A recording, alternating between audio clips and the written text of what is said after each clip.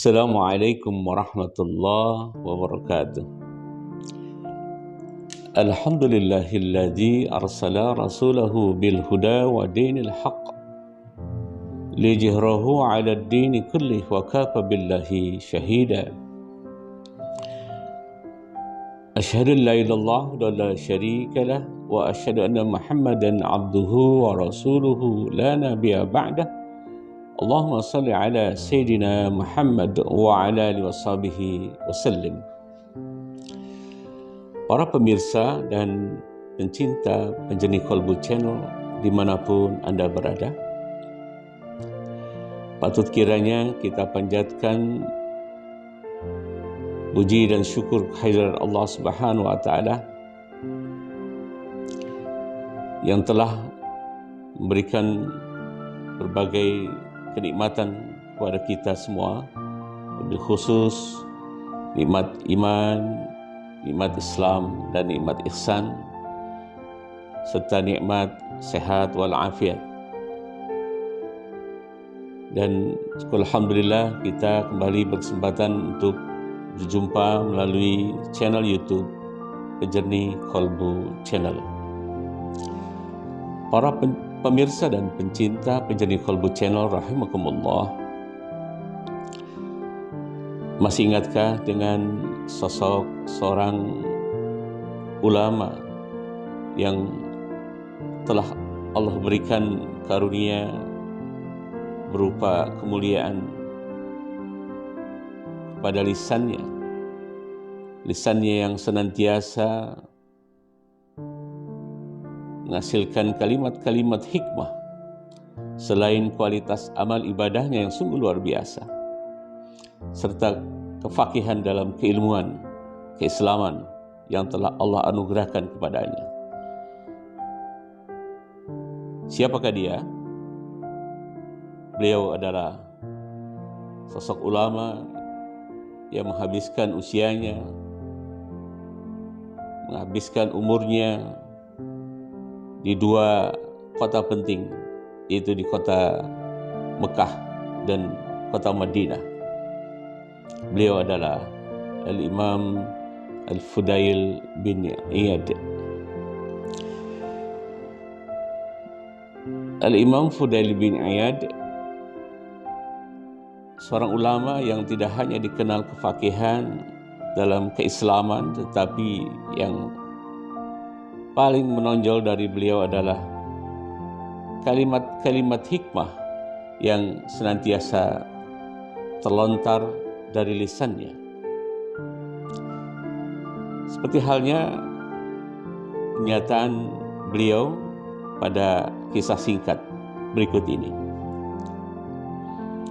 Al-Imam Fudail bin Iyad pernah bertemu dengan seseorang yang sudah tampak sepuh, sudah berumur, dan beliau mengajukan pertanyaan sebagai awal dari dialog dengan bapak yang sudah berumur ini, dengan pertanyaan singkat.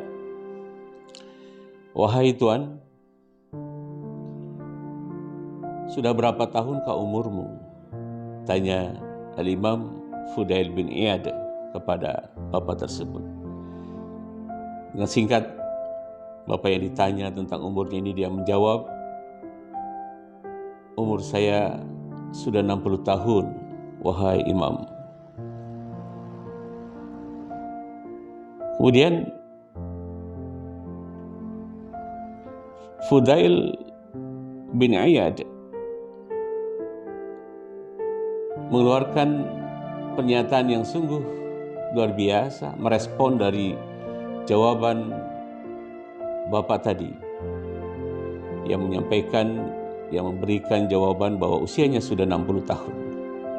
Al-Imam Fudail bin Iyad mengatakan kepada bapak yang sudah sepuh tersebut dengan pernyataan, wahai Tuan, sesungguhnya engkau sudah selama 60 tahun melakukan perjalanan menuju kepada Tuhanmu, menuju Rabbmu, Allah Subhanahu wa Ta'ala, dan engkau hampir berjumpa dengannya.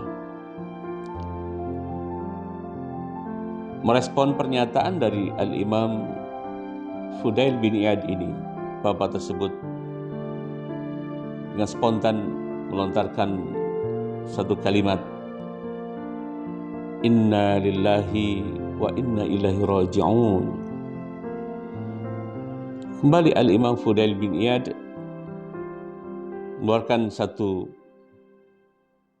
pertanyaan yang ini sebetulnya pertanyaan retoris, pertanyaan yang tidak butuh langsung jawaban, tidak butuh jawaban secara langsung dari seseorang yang ditanya, tapi yang dibutuhkan adalah perenungan, proses berpikir. Al-Imam Fudail bin Iyad bertanya dengan pertanyaan retoris, apakah engkau sudah paham tafsiran dari kalimat Inna lillahi wa inna ilaihi raji'un? Engkau mengatakan bahwa aku ini adalah hamba Allah dan aku akan kembali menghadap pada Allah Subhanahu wa ta'ala. Pertanyaannya, siapa yang meyakini bahwa engkau adalah hamba Allah dan engkau akan kembali menghadap pada Allah Subhanahu wa ta'ala kelak? Sesungguhnya siapa yang menghadap Allah Subhanahu wa ta'ala, maka dia akan berdiri di hadapan Allah Subhanahu wa ta'ala.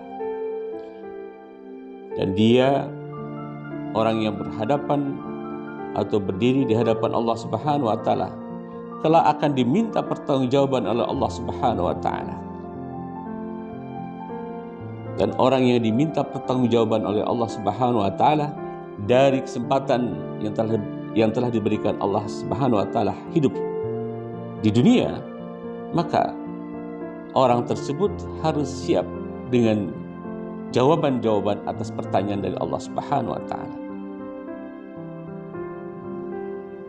Apa respon sang bapak yang sudah berusia 60 tahun tadi ketika menyimak pernyataan seorang ulama besar, ulama yang faqihu fid din, yang sangat faqih dalam keislaman, dalam dinul Islam, dan seorang ulama yang sangat dimuliakan terutama di dua kota Mekah dan kota Madinah itu? Bapak yang sudah berumur 60 tahun ini spontan dia berkata, wahai imam, tolong kasih tahu apa jawabannya atas pertanyaan-pertanyaan yang kelak akan ditanyakan Allah Subhanahu wa ta'ala. Beritahu kepada saya, wahai imam, bagaimana cara menjawabnya. Apa perkataan atau respon dari Al-Imam Fudail bin Iyad? Beliau mengatakan dengan sebuah pernyataan yang sangat indah. Inilah kalimat hikmah yang menjadi substansi dari materi yang ingin saya sampaikan pada perjumpaan kali ini. Al-Imam Fudail bin Iyad berkata, wahai Tuan, perbanyaklah berbuat kebaikan di sisa umurmu. Niscaya Allah akan mengampuni segala dosa-dosamu saat ini dan dosamu pada saat yang lalu. Namun jika sekiranya engkau isi sisa umurmu dengan amal buruk, dengan perbuatan-perbuatan yang jelek, engkau bergelimang dengan dosa dan kemaksiatan, niscaya Allah akan menghukummu atas dosa-dosamu masa lalu, masa kini, dan masa yang akan datang. Na'udzubillah, summa na'udzubillah. Para pemirsa dan pencinta penyanyi Qalbu Channel rahimakumullah, sungguh indah kalimat yang terlontar dari lisan Al-Imam Fudail bin Iyad. Terlebih pernyataan terakhir dari beliau, yang tentunya harus menjadi bahan muhasabah diri bagi kita, bahan perenungan dan motivasi bagi kita, terutama yang sudah berusia 60 tahun atau lebih. Mari kita isi sisa umur kita dengan memperbanyak amal kebaikan, perbanyak amal ibadah. Niscaya ganjarannya adalah Allah ampuni dosa-dosa kita yang masa lalu yang pernah kita lakukan dan dosa pada masa saat ini.